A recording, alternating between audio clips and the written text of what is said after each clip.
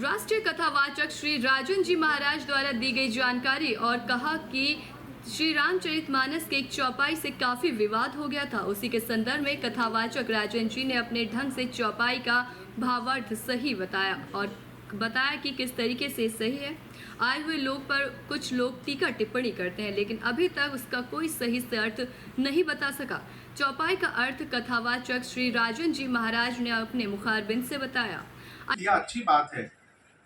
प्रभु सिख दीन ही मर्यादा पुनीत तुम्हारी कीन्ही। आपने मर्यादा की है, आपने बहुत अच्छा किया, मुझे शिक्षण दिया, लेकिन आपने मर्यादा बनाई है क्या?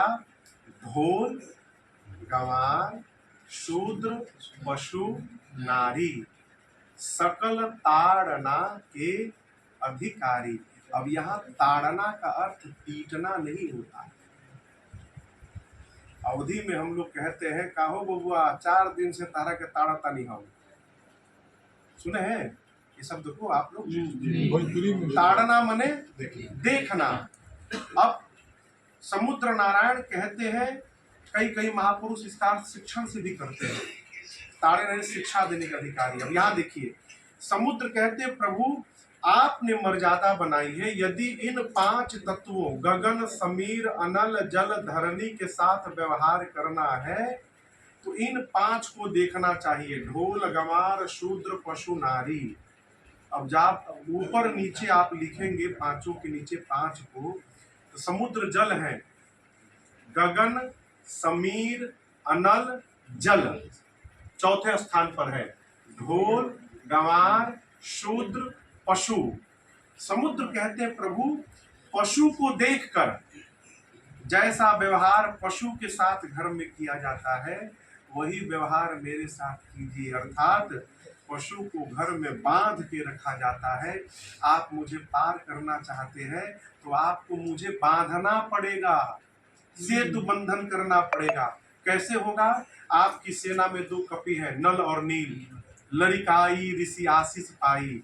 बचपन में उनको आशीर्वाद मिला है, उनके हाथ से स्पर्श किया हुआ पत्थर जल में तैरेगा। मैं भी वचन देता हूँ, मैं अपने लहरों को शांत कर लूंगा।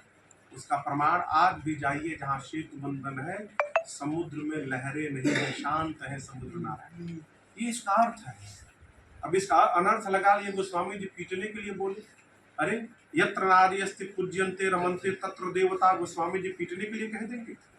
जहाँ आदर, स्त्री का इतना आदर किया गया, भगवान राम एक वन में रहने वाली भीलनी के पास जाकर उसके जूठे बेर को खा रहे हैं, जहाँ पर समाज में इतना सामंजस्य दिखाया गया है, वो गोस्वामी तुलसीदास जी मतभेद पैदा करेंगे?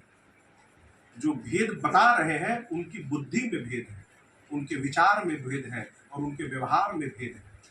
तो जो ऐसा बोल रहा है, मेरी उससे प्रार्थना है, भगवान से प्रार्थना, उनको सद्बुद्धि है। Thank you sir.